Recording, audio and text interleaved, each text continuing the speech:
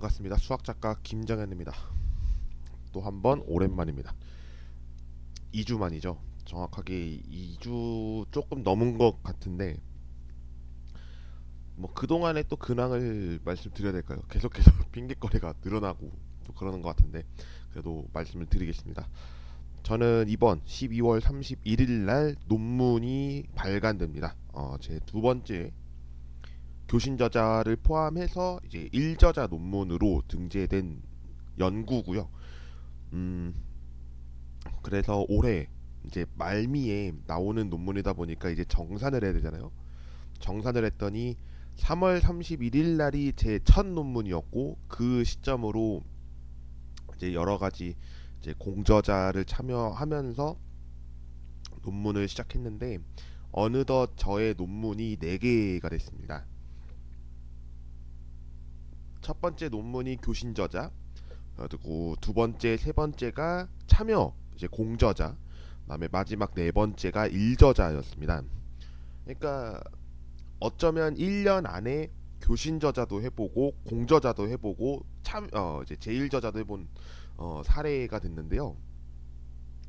이게 첫 번째는 아닐 겁니다. 안돼 몇 번째 되진 않았을 거예요.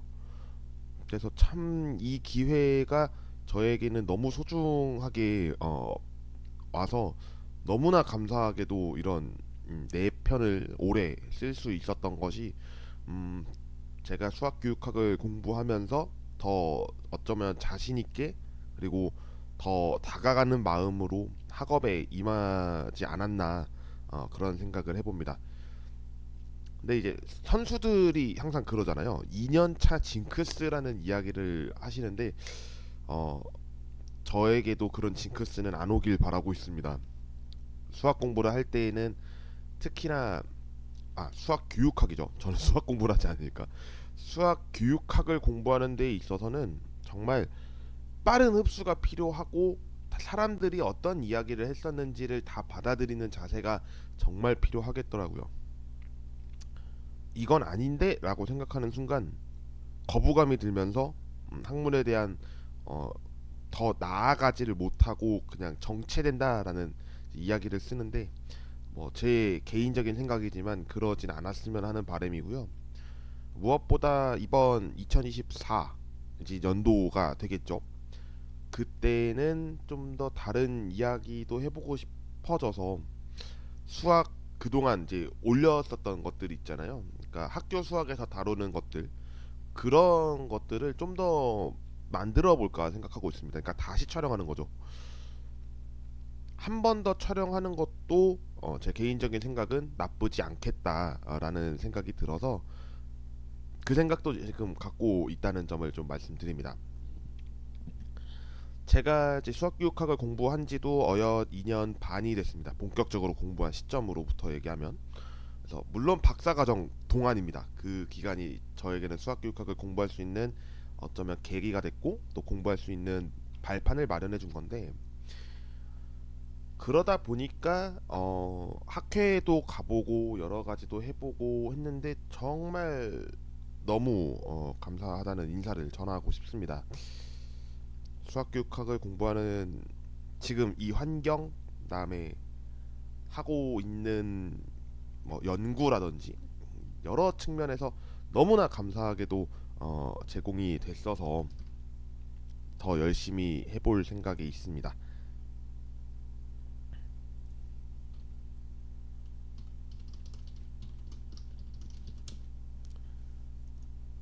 제가 사실은 제가 또 신청한 게 또 있었어요. 이제 감사하게도 제가 유튜브 채널을 또 병행하고 있잖아요.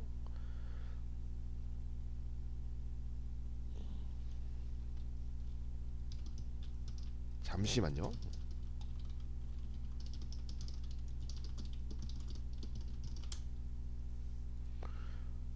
거기서 이제 연락을 하나 받았어요. 그랬더니 이제 영상 교육을 무료로 해주시겠다는 연락을 받아서 그때 좀 더 제가 편집이라든지 아니면 어떻게 다룰까를 좀 고민하게 될 것 같은데 좀 기대가 좀 큽니다. 내년에 어떤 컨텐츠도 찍을까 아니면 또 다양한 환경들을 여러분께 보여드리자 이 생각이 크다 보니까 지금 그 연락이 와가지고 잠시 좀 말씀을 못 드렸는데요.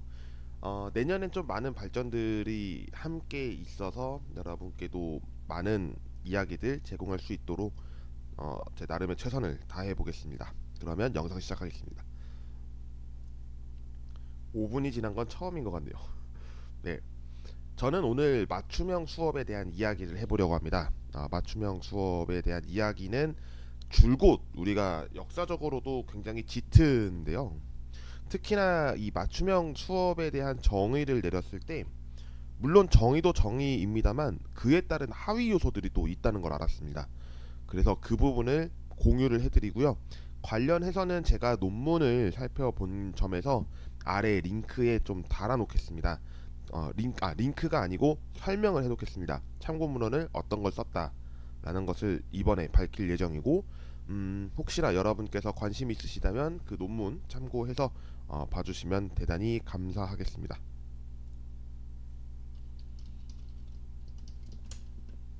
그러면 바로 시작하겠습니다. 우리가 이제 역사적으로 이야기할 때 맞춤형 수업은 예전 완전한 고대 시대부터 이야기를 합니다.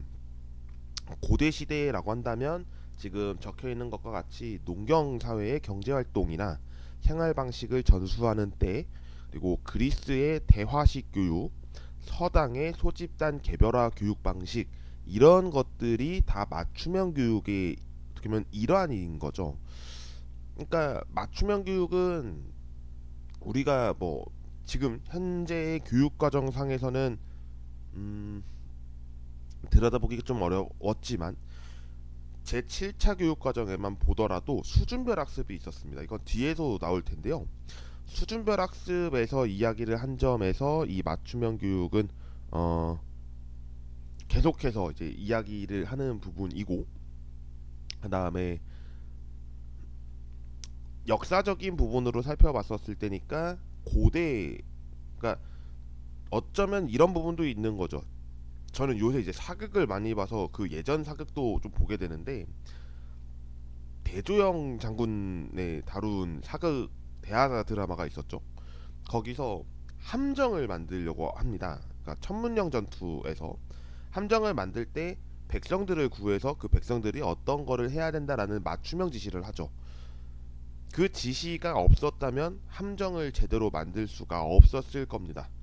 뭐 예를 들면은 이제 구멍을 판다든지 아니면 뭐 통나무를 굴리는 장면이 있던데, 그러니까 떨어뜨리는 장면이죠. 그런 것들도 다 어쩌면 맞춤형 교육에 해당되는 부분입니다. 물론 이게 우리가 알고 있는 그 교육이 국어, 수학, 영어 이런 등등의 주요 교과 과목이나 예체능 뭐 이런 게 아니고 다른 현상에서의 교육이기 때문에 수업이라는 표현보다는 이제 교육 측면에서는 그렇게 이야기를 할 수가 있다라고 할 수 있겠습니다. 근데 우리는 이제 시대가 발전해 왔고 산업화가 발달되면서 굉장히 많은 변화가 일어났습니다. 그 중에 하나가 공교육 제도의 확립이고요. 두 번째는 획일화, 집단화에 따른 학교 교육의 대중화입니다. 우리는 교사 한 명의 학생 수가 몇 명이었을까요? 예전에 제 아버지 세대에만 보더라도 7, 80명이었다고 하는데 6, 70명 뭐 이 정도 됐겠죠. 그러니까 60명에서 한 80명까지 갔다라고 생각을 해보십시오. 교사 한 명이 커버해야 하는 학생들은 굉장히 많을 겁니다. 근데 그 안에 학급에 있는 그러니까 몇 반 이런 것도 많겠죠. 80명이 15반 이렇게 구성이 되어 있다라고 가정해도 굉장히 많은 수치라는 겁니다. 굉장히 많은 수치예요. 그러니까 너무 많아요. 너무 많다 보니까 평가하는 방식도 달라지고 학생들을 대하는 방식도 달라지고 또 그 많은 학생들을 커버해야 하는 교사의 태도도 달라질 거고 당연히 달라지기 때문에 그런 점에서 말씀을 좀 드려야 될 것 같습니다. 그러다 보니까 이제 제가 적어놓은 것으로서 이제 논문에도 나와 있었던 내용이지만 개인의 특성에 맞춘 수업에 어려움이 발생했다라는 부분이 나타나고 있습니다.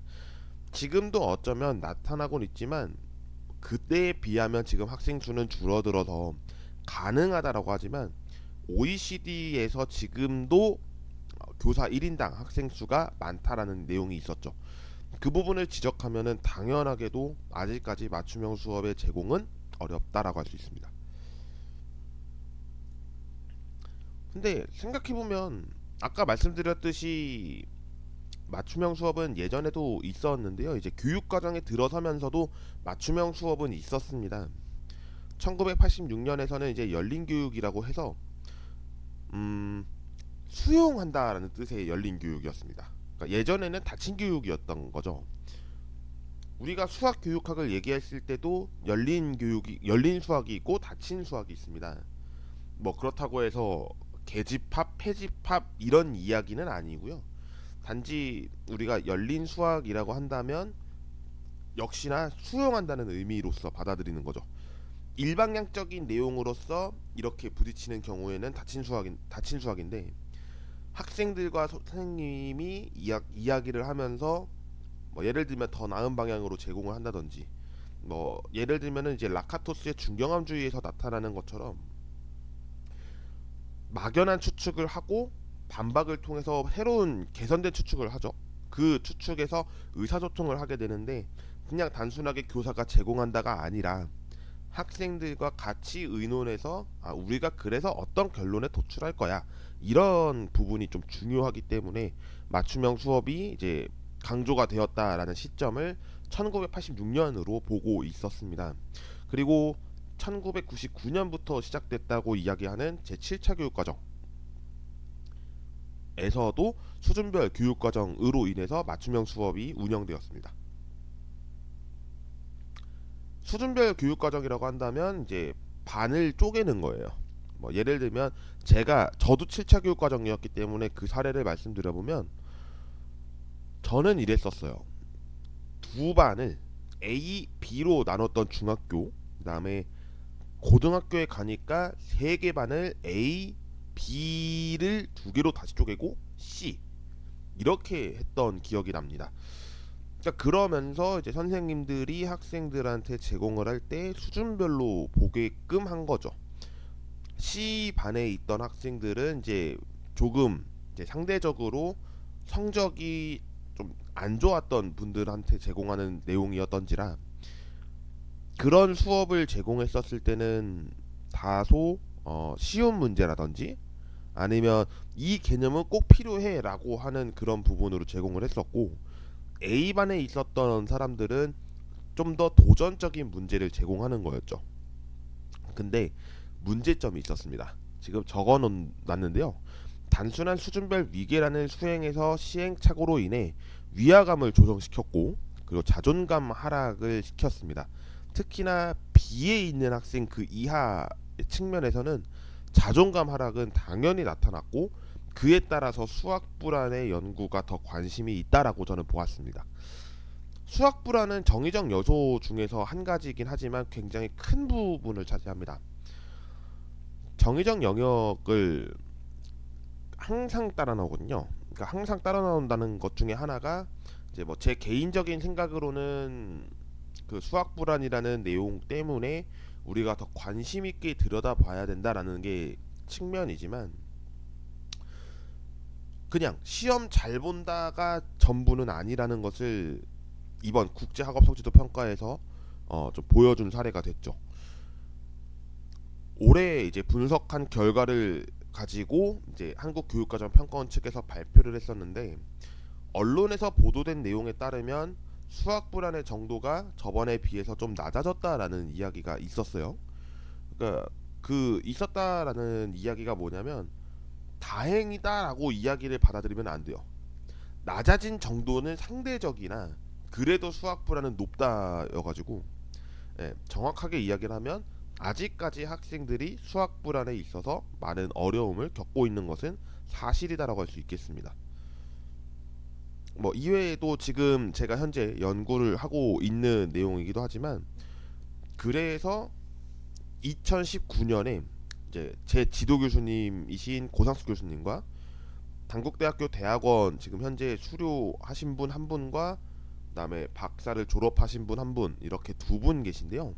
그 두 분의 연구에 따르면 결국 수학적으로 처치를 제공하는 것 하나와 심리적으로 제공하는 처치 하나, 이 둘을 합해서 복합적 처치를 제공해야 한다라는 점이 나타났고, 그것이 지금까지도 이어져서 제가 현재 이어받아서 어떻게 보면 바통을 이어받은 거죠. 네, 그렇게 현재 연구를 진행 중에 있습니다. 근데 저희는 그렇다고 해서 복합적 처치만을 제공한다는 것으로 끝나는 것이 아니라 뭔가의 기법이 또 있을 거다라는 거예요. 그래서 그 부분을 현재 들여다보고 있고 초등에서 지금 결과를 내고 있는 상황입니다. 자, 그 다음에 맞춤형 수업과 관련해서 이제 정의를 내린 분들이 두 분 계신데요. 읽어보겠습니다.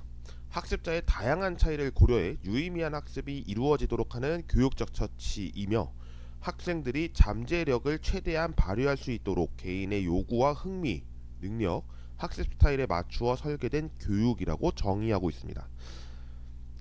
우리가 맞춤형이었기 때문에 그냥 일방적인 수업이 아니라 학생 개개인의 스타일에 맞게 제공한다라는 겁니다. 그리고 그거에 따른 수준을 본다라는 이야기가 되죠. 수준을 본다라는 것은 점수를 가지고 수준을 논한다라기보다 객관적인 어떤 데이터를 가지고 어떻게 수학 공부를 해야 하는가, 내지는 타 교과에서도 맞춤형 수업이 이루어지고 있는 점에서 여러 측면들이 이제 제시될 수 있는 그런 부분이라고 할 수가 있겠습니다. 그러니까 지금 보면은 개인의 요구 하면은 이제 학생들이 난 이 뭐 예를 들면 처치 프로그램을 통해서 뭘 얻고 싶어 라는 기대 효과 측면에서도 이야기할 수가 있는 거고, 그다음에 흥미 능력이라고 하니까 이제 정의적 영역도 같이 들어가 있는 거죠.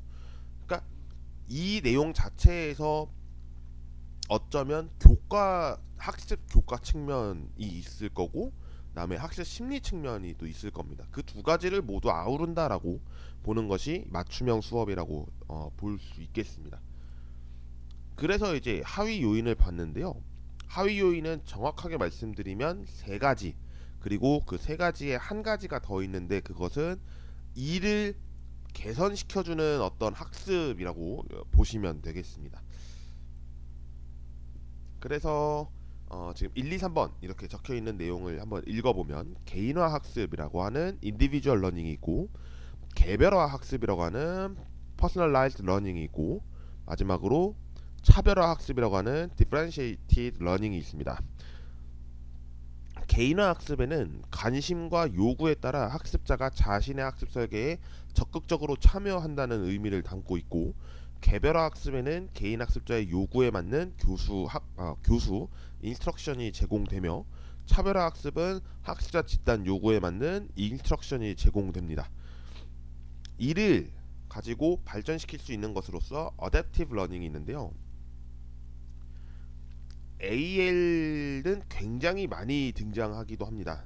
적응형 학습이라고 하는데, 이 적응이라고 하니까 학생의 어떤 환경이라든지 아니면 평가라든지 뭐 여러 측면들이 있을 거예요. 그것을 적응시킬 수 있도록 도와주는 학습이라고 보시면 됩니다. 근데 그 적응형 학습 때문에 여러 이제 세 가지 하위 구성들에 모두 대입을 시켜야 한다는 것이 어쩌면 학자가 이야기를 하는 부분일 거고요. 이렇게 해서 포괄적인 능력 때문에 맞춤형 교육과 관련한 다양한 개념들이 존재한다라고 이야기를 할 수가 있겠습니다. 제가 이 맞춤형 교육을 다루게 된 것은 사실은 제가 이번 학회에 다녀오면서 더더욱 관심을 가져보게 됐는데요. 그냥 교사가 학생에게 일방적인 수업으로 제공하는 그런 수업이 이제는 지양해야 하고, 학생들의 잠재력도 다르고 현재 시점도 다르며 태어났던 환경 또한 다르기 때문에 그런 부분을 이제 교사가 파악하고 제공해주면서 도움을 주어야 한다라는 측면에서 이 맞춤형 교육이 지금 계속해서 대두되고 있는 부분이고요. 무엇보다 2022 개정교육과정 총론과 강론에서 제시됐던 것처럼, 총론에서 특히 더 부각되어 있는데 학생 개개인의 맞춤형 이야기를 굉장히 많이 꺼내고 있고, 그 다음에 국가 수준 학업 성취도 평가 같은 경우에도 작년부터 시행을 했지만 이제 올해 맞춤형 학업 성취도 평가라는 것을 시행한다는 이야기를 함으로써 계속 이제 더 강조가 되고 또 이야기를 할 겁니다. 그래서 이 부분을 살펴보게 됐고요. 그래서 이 맞춤형 교육은 이제 갈수록 더 중요해진 어떻게 보면 교육 소재라고 할 수가 있겠다라고 말씀드릴 수 있겠습니다. 자, 오랜만에 또 영상을 왔는데 어, 이제 2024년에 제가 여기 있는 이 랩실 공간에서는 한 달 정도 있을 거고 나머지는 이제 계속 집에서 촬영을 할 것 같은데 그때는 제 이미지가 안 나올 겁니다. 뭐 안 나오더라도 계속 음성은 나갈 테니까 참고해 주시면 감사하겠고요. 계속해서 시청해 주신 모든 분께 감사하다는 인사를 전합니다. 그러면 다음 시간에 맞춤형 교육과 관련해서 또 다른 내용으로 찾아뵙겠습니다. 고맙습니다.